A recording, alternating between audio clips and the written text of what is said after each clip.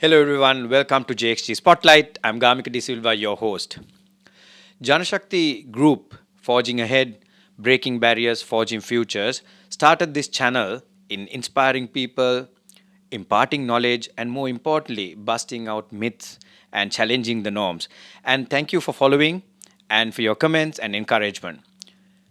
In my learning, I have learned about organizations, how they can be replicated. Now, capital can be infused, technology can be copied, technology is evolving, but there's one capital that you cannot replicate. That's the human capital. Yes, we are going to talk about people in an organization. And to talk about that topic, I have invited our Group Chief HR Officer of Janashakti Group, Wasanthi Stephen. Wasanthi, welcome back to JXG Spotlight, and the spotlight is on you. Thank you. Thank you, Gamik, for having me. Vasanthi, we are going to discuss about a topic which is very close to your heart and an important aspect of an organization. Now, historically, traditionally, how HR has been looked at it as the hiring and firing department, right? But I think the world has evolved. In my understanding, HR plays a strategic role. What are your views about it? How does it come into practice? Are organizations looking at it in a strategic point of view? And maybe you can draw examples from Janashakti Group as well. What's your perspective? Rather than HR being a support service, HR becomes a strategic, co-strategic function of an organization. Okay, I think it's a very pertinent question, Gamika, for today's context, especially in Sri Lanka. Because of the challenges that we see that is happening on a daily basis, I think HR needs to craft and draft the landscape as opposed to what it has been traditionally. So you asked me about what we do at JXG, so maybe I'll start there. JXG, I think the entire HR structure stemming from leading strategy, and then there are different components. We have a shared service function where they look into the operational matters, and then there's a lot of emphasis given with regard to my role and my business partner's role to drive strategy. So that is coming from board level, the direction, which is, I think, very important in the today's context. HR, I think, in general context, Gamika, needs to come out of these operational tasks that they drive on a daily basis. You very rightly said recruitment, hiring, firing, and probably payroll. Payroll, yeah. So they need to talk the language of business. Yeah. They need to see how they can drive the business, how they can take the steering wheel. I mean, I'm not saying to keep aside all the other departments, but I think it's people who drive the business, right? Absolutely. So HR needs to have that capability and the drive to see how we can steer the boat. In terms of, I think, the strategy, they need to see how they could drive data analytics, and help the leaders to take decisions. And then they need to see how the culture of the organization can be created where it's future ready. The other thing, I think, again, from what you said, the traditional HR was focusing on a lot of qualification. We need to, as a nation, come out of that. I think globally the companies are now coming out of that to more skill-based, more competency-based hiring. So the rewards and all of that, even after the hire for employees, will revolve around that. So if, and especially how the HR can facilitate the company objectives, the long term. Most of the companies have like 3-year, 5-year strategy plans. HR needs to see how they could facilitate driving that. I think that's where new shift of HR should happen. And if that happens, I think they will be probably drive strategy than executing strategy. Absolutely. Or tasks. Follow-up question on that. More often than not, the corporate plans are hatched within certain groups and then probably filter it into support services, etc. Now, practically, do you see, maybe I'm privy to more information at the group levels because like you're key part of the strategy group, but any other organization, because you are also representing the HR community in Sri Lanka, Do you see practically organizations embracing this, or do you think HR professionals are taking the leap forward in terms of getting involved in strategy? Do you see any practical challenges or where we are right now as a nation? Yes and no, both, Gamika, because I think sometimes it's up to the organization and sometimes it's up to the individual. We might have very strong HR personnel in different companies where they take the baton and run with it. So sometimes you need to make sure that your voice is heard. So that's where you actually get the spotlight, like you said, Yeah. and understand for others to understand. Okay, there is HR department who's so, and there is someone who's talking about it. So how do we give attention to that? And sometimes, even if you have a voice, there could be certain individuals in a company where they might think this is a support function. Yeah. Okay, we will do everything, plan everything out, and let's ask them the opinion Right. and tell them to execute. I mean, that really won't work. Yeah. So that's why I said yes and no both. It's up to the individual and the company. So this is like more hand-in-hand approach where both needs to go on the journey. To drive this towards. Absolutely, absolutely. Thank you for enlightening and giving your perspective on that question. Moving into recruitment, I think that's where this all starts. Something that I personally have experienced. During past 3 years, Sri Lanka had a lot of brain drain. A lot of professionals moved out of the country. When we set up a recruitment at any level, there's a challenge in picking up right people. As an HR professional, how do you see this problem, and what has HR community done about elevating talent in Sri Lanka? Is Sri Lanka lack of talent? Is that a question? And I'd like to know your perspective on this. Sri Lanka, I think we still have the talent, but unfortunately in 2022, the migration, the numbers as per the Foreign Bureau, it's about 311, and 2024 it was about 312,000. Yeah. So that's huge. That's large, yeah. This is not only low skill level, it's at the high skill level and professionals. So that's a lot that company is losing. At the moment, we all face the dearth in the talent in the market. There is a scarcity. So yeah, the HR communities are now aware. If you look at the CIPM HR conference, their tagline was empowering people for a thriving nation. So we are seeing how we could help national level. So it's CIPM is actively engaging with a lot of local bodies to see how they could facilitate a process where they could fill these gaps that are created, and other HR organizations as well. So along with it, they understand the mismatch that is there from what is produced from the universities and what the companies are requiring for jobs. So there is a mismatch. Okay. Especially when you look at when the graduates are coming out, only 54% are employable. Okay. So you need to understand how you could facilitate certain programs and degrees where it would help the industries to recruit them and, progress from there onwards. 54% and, the rest of them, nearly 50%, is unemployable because that skill is not really required for the industries. The demand is not there. Demand is not there. So CIPM and other organizations and even the companies are now getting into partnerships with universities to see how they could facilitate certain things to help them understand this is what we want. And if you can craft and draft the programs accordingly, the curriculums accordingly to facilitate that, that will help. Absolutely. That's one thing.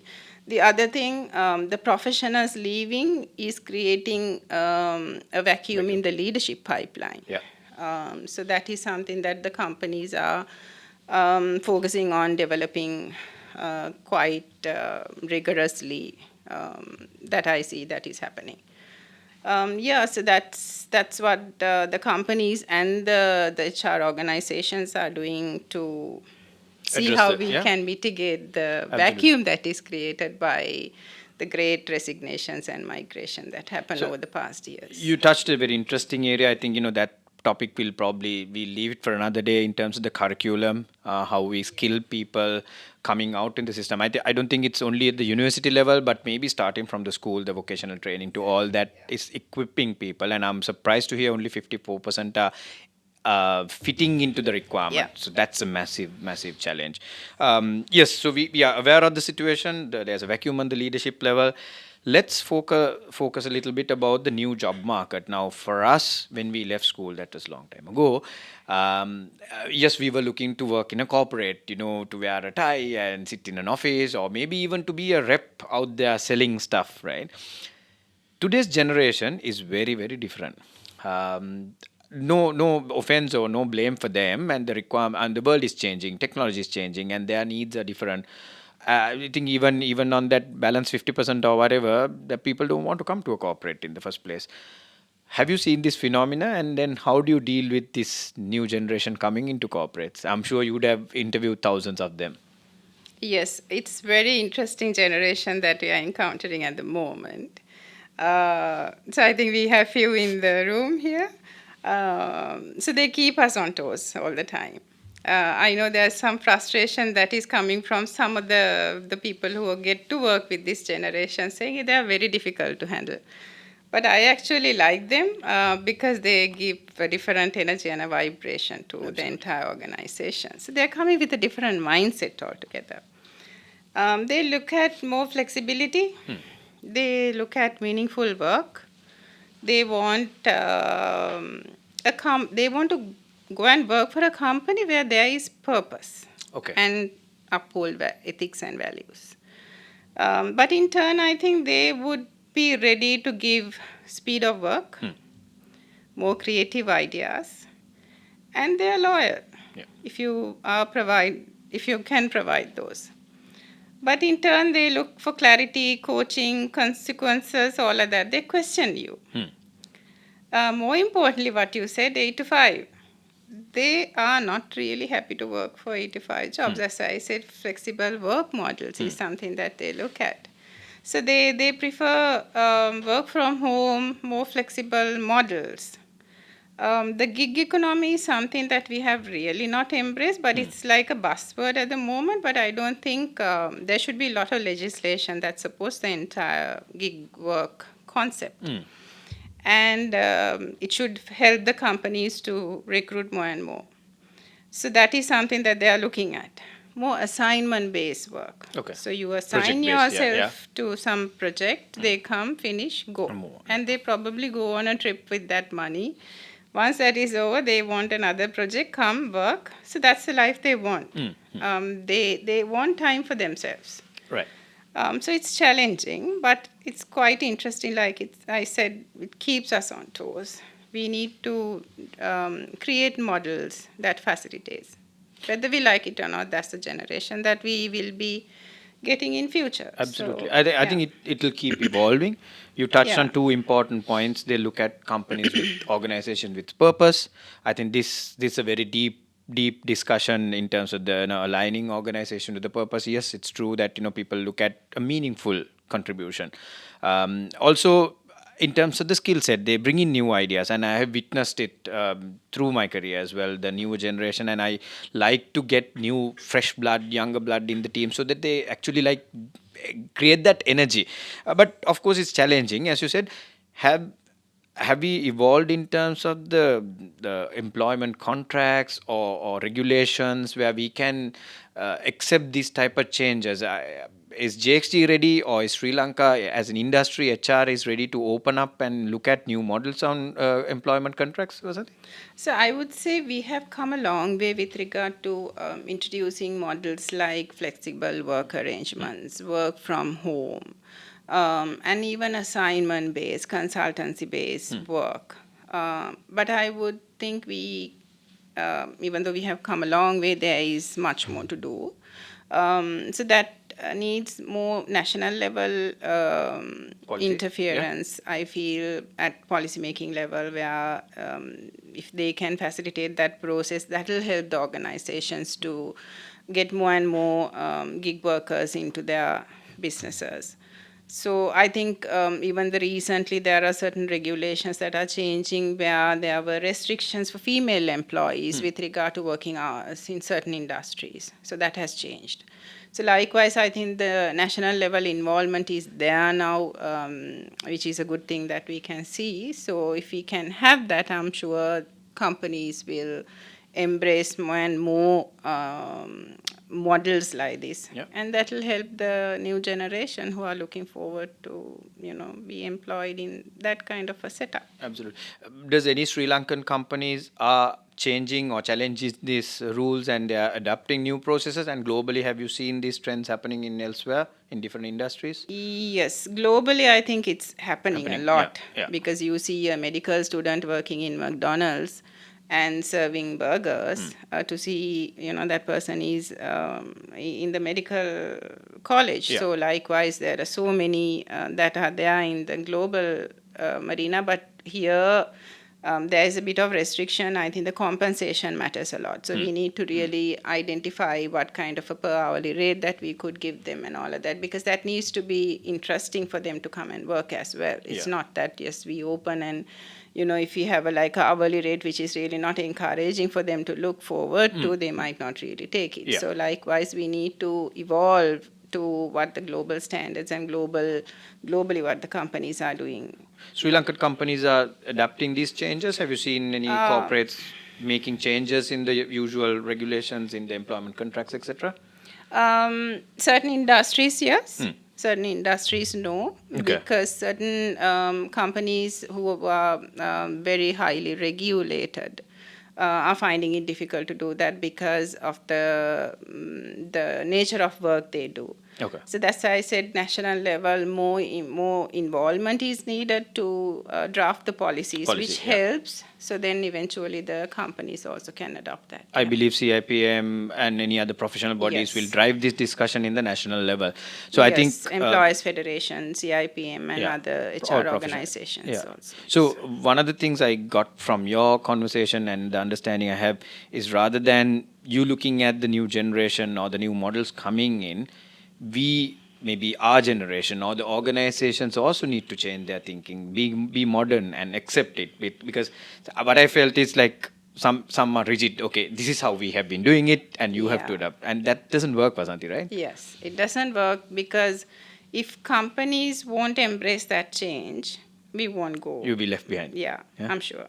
Yeah. We And will you be can't left attract the right talent from the market It's going to be very as well. difficult to attract the new generation, because most of the, like you said, the digitalization is like name of the game. Yeah. The AI is again like in the forefront.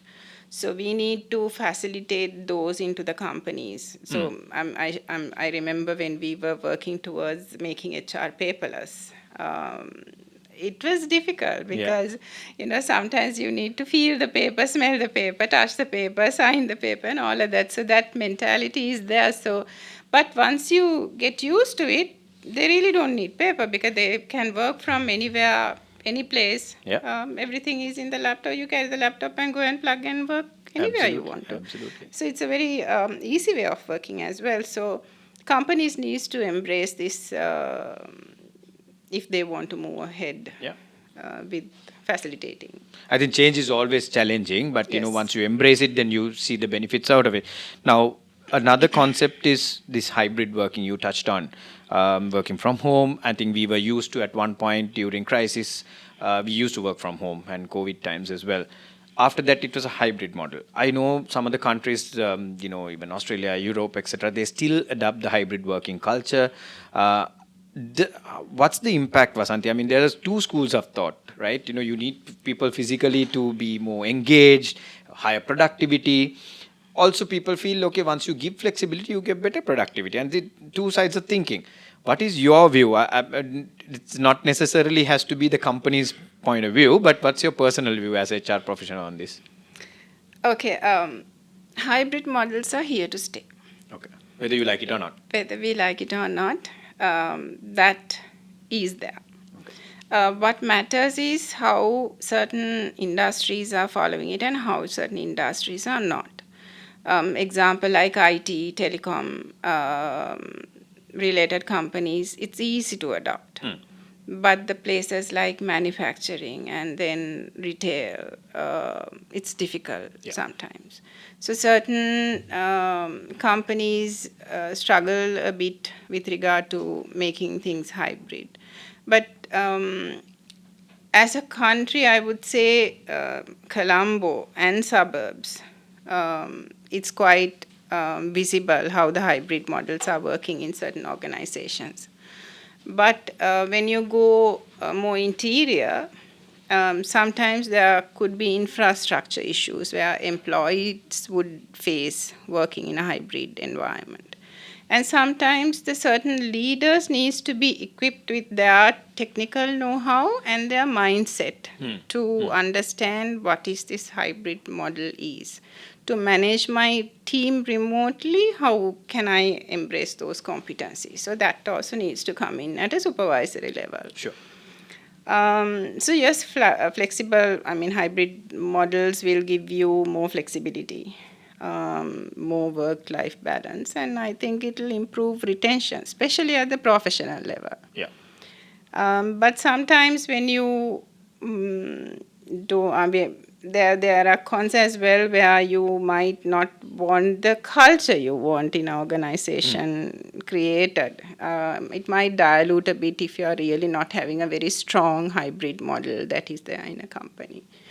And sometimes there could be certain myths that are there that employees needs to come physically to get the productivity. So if the model is not really facilitating, that might really not work. So you might need the people coming and working physically. So again, this needs to have a balance. The companies needs to be ready, the supervisors needs to be equipped with, and the infrastructure needs to be facilitated for employees to really work without much disturbance. Actually, you answered my next question. I was going to ask you what are the top 3 things that a leader should look at if you are to adapt a hybrid model. But I think it's a challenge in terms of creating a culture because it's not that connection that you build within an office. Yes. But I think you can't point out the finger and say which is right or which is wrong, right? Yes. And it'll keep evolving, and we don't know what future holds for us. Yeah. So moving from there, Wasanthi, then we spoke about hybrid working as well. Now, talent, we understood there was a vacuum of talent, or in the market, because talent has been mobilized globally. Also, there are opportunities. There are a lot of people working from Sri Lanka for overseas companies as well on flexible working terms. Now, when we get the right talent to an organization, now this is you can add perspective from JXG point of view as well as from industry. How does one retain talent? Because take marketing for example, because there are vacancies, there are opportunities for marketing professionals. You get highlighted and then you get picked up, and there are better offerings that people would like to move on for better career opportunities. Now, it's going to be a challenge for any business leader to retain talent in this environment. As an HR profession, how would you approach this from a JXG point of view as well as from an industry point of view? Okay. So we were talking about the new generation. Retaining the new generation would be a tough one, because gone are the days that people want to work for years and years in the same company. And sometimes there are situations where there are certain employees who wants to leave the company, but without a job in hand, they are scared because they don't want to see that gap in the CV. Because the other employer might ask, why there is a space? What were you doing during this time? But now I see many CVs that there are gaps. So if you want to leave, you stay at home, you wait, and then you find something. So that's where we are getting at. So in a situation like this, the retention is going to be very challenging. So employers needs to understand this challenge. They should not force themselves to think, okay, I need to have these employees working for me for 5-10 years. Yeah. That's a mindset change that we need to embrace. Okay. Maximum, I would say 2 years. Even that is like a blessing if we can really have. So by keeping that in mind, the employers can really do a lot with regard to their employer branding. So employer branding starts at the hiring stage itself. So when you create that, I guess you pick the correct talent, and when you create the employer branding for the existing employees, they feel proud to work for that organization. Okay. So that pride will go a long way, is something that I personally think. Um, so along with it, yes, compensation matters a lot. Yeah. Every one of us work for compensation. We want to make a living. We want to help our dependents. But we need to go beyond that and giving them more growth opportunities. And continuous learning is something that they are looking at, going over and above the compensation. Clear career paths, if possible, but moreover, I think learning opportunities on a daily basis. Usually, we have feedback, biannual and annual feedback that we give to our staff, but I think for retention of the talent, they need frequent feedback. Yeah. It should be more than twice a year. Having that conversation. Having that conversation with them and understand who they are, because sometimes that alone will work. They might not ask for anything else. Yeah. And I think embracing the digitalization journey in any organization will help to do things faster, better, and probably cheaper. More efficient way. More efficient way. Yeah. So for retention, I think the mindset change, and for companies to be ready to facilitate the retention to some extent. Yeah. But you need to accept that the new generation, shorter- it'll be shorter. Shorter durations. Yeah. I mean, at one point of my career, when my CV was seen, some people asked, why do you change jobs every 3 years or 3.5 years? Okay. But now you said, 2 is a blessing. Yeah. Right? Yeah. Does culture also has a anchoring effect for people to retain, Wasanthi, or is it very loosely knitted? No. Culture has that's why I said it comes from employer branding, which embeds to the culture in the organization. So sometimes even, let's say, the meaningful work they do, I mean, they need to understand, okay, what's the impact of my job role to the organization and to the nation. And to the nation, the bigger and picture. Maybe to the work environment and to the country. So that's the level of understanding you need to give there. More meaningful, yeah. Fantastic. I'll be failing if I don't ask this question. I think JXG, I have experience personally, has some fantastic HR policies that, we are ahead of the curve. Would you like to just touch on few so that, we make this opportunity to announce it to our subscribers also? What does JXG do in terms of HR differently, starting from paternity leave to, mid-career changes or career breaks we allow, flexible. You'd like to touch on few things? You're putting me on a spot there because it's a lot. I probably will put it to different buckets. Yeah.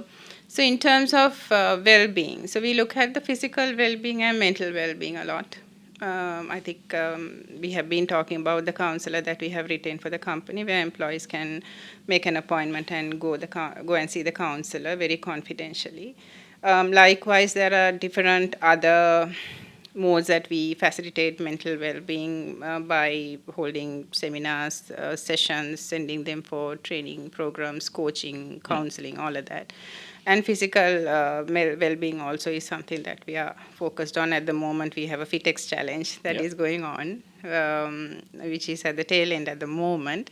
And then we have the yoga and all of that happening, as Zumba and all of that happening. In terms of mental, physical well-being, that's what we do. The trips we go, family, how we embrace the family. Connect, yeah. Recently, we won the Parents Inclusive Company Award, the Best Company Award. I was always thinking, heart to heart, leave aside the award, Jana Shakti Group is a parent inclusive company. We always embrace the family concept. It's coming from the family. We're a family-owned company. It's coming from them. We always embrace that family concept and proud to say that even though we win or not, we are a family-based company. So that is something that we uphold. The other thing would be the flexible work arrangements that we have. We have work from, I think, even before COVID, we have started that. Working from home facilities, hybrid work models, elevated smart casual or dress down policies. These are all practiced before COVID. Yeah. Most of the companies, I think, started practicing Post, after, yeah. post, but we started doing that way before. So that gives more freedom for employees to work. There are a whole lot of benefits that we have, extended maternity, paternity leave. And even if you want to go and, attend to your child's something, you don't need to apply for short leave or anything like that. There are certain grace that there is unlimited leave. Okay. So it's because we trust our employees. So these are the benefits that we have, and the other thing is the engagement. Yeah. So we have targets for those. We do once in 3 months. It's compulsory for every business. You need to go through something, small or big. So we have quite a lot of engagement happening where employees bond together. The learning that you facilitate your department, the pens down. You keep the pen down and you go and learn something on Thursdays. So that's another basket that we are looking into. The other thing is the welfare, the sports welfare part of it also. We encourage, we have the cricket matches and all of that. Be that as it may, we are a performance-driven company. Absolutely. Performance is one of our values. So we embrace. We work hard, we play hard. We work hard, we play hard. Yeah. So that's another factor. And learning and development. Yeah. It's another basket. I have said this at one time when the country is going through economic crisis, when we had different challenges that we had to face. JXG didn't cut the training budget at all. Most of the time, the first line item to get cut is the First is marketing and then probably training, yeah. and then training, or maybe first is marketing or training or marketing. So we never did that. Okay. So we always invested on our employees. We keep investing. We keep. Yeah, we're quite serious about that. We are yeah. very serious about it. We do leadership development, soft skill, technical development. We have a LMS where we disseminate like the gamifications and all of that, the fun part of learning and development. So there are coaching sessions that are going on. So that's the other basket JXG is looking at. So it's very holistic, Yeah. I would say. I think I'll have to probably dedicate another session to describe about all the benefits. So thank you for touching on that. Yeah. Very quick question for all those who are following us and who aspire to apply for new jobs, especially the younger generation. As a seasoned HR professional, what are the top 3 things you will look at in a candidate if you had to rank in priority? If they come for an interview, either CV been sent, what are the top 3 things that you will consider? Attitude Okay. would be topping the list. Okay. And priority to the competency and the skills rather than qualifications. Okay. That's one thing, and the culture adaptability. Culture adaptability. So See these are the top 3. whether they will fit into our culture. Would be my 3 main Top 3 things that I would look So into. there you go. I mean, like, anybody who aspired to join an organization, I think this is what, in general, the top 3 an HR professional will look at in a candidate. Wasanthi, thank you. Just to wrap up our conversation, how do you see the future of HR evolving? I know you touched on, policies being challenged, changed, and evolving. As we speak, the technology is changing, market is changing, consumers are changing, talent becomes scarce. How do you see the HR profession evolve in the future? What are the trends that you see for at least maybe for the next 2 years? Okay, HR needs to be ready embracing the digitalization and AI. I think most of the HR modules will evolve. The decision making and all of that probably will be done by an AI facilitation. So that's where I think HR needs to evolve. I don't think we have a choice in that. It's a no-brainer. The other thing is with the the talent that was created in the market with the migration, we need to focus on developing the leadership next in lines. Okay. That is another thing that we need to look at. And the other thing, to help all the educational institutes to identify this mismatch that I was talking about, and helping them to create the modules to Curriculums to help suit, the yeah. organizations, new employment drive, and to enable employability. So I think these are the things that as HR we need to See for the future. see Yeah. for the future. And gig economy is something that I spoke about, flexible work models and all of that, which we need to lobby at national level to get the help from policy making level. And to, that regulations will have to evolve and execute adapt. that. Yeah. All right, Yeah. okay. Thank you, Vasanthi. I think that was a very interesting conversation on the people who drives an organization. So thank you for taking time off and joining JXG Spotlight. My pleasure. Thank you so much, Gamika. Well, folks, that's a wrap for today. I think a different topic, very important one. It's the people who drives an organization. How HR plays a strategic role that we discussed about, and it was music to my ear when she spoke about employer branding, because that's closer to my heart on the marketing and branding side of it. Because the newer generation look at what the purpose the organization lives for, and how does the employer brand attract you and retain you as well. HR policies are evolving. Technology, digitization is something that is unavoidable, that HR would also need to embrace and adapt its thinking and policies. So I think, we are in for a future which is exciting. There is ample talent in the market, but we as professionals also need to nurture and support in terms of growing that talent. So until we see you again, I'm signing off, Gamika De Silva for JXG Spotlight.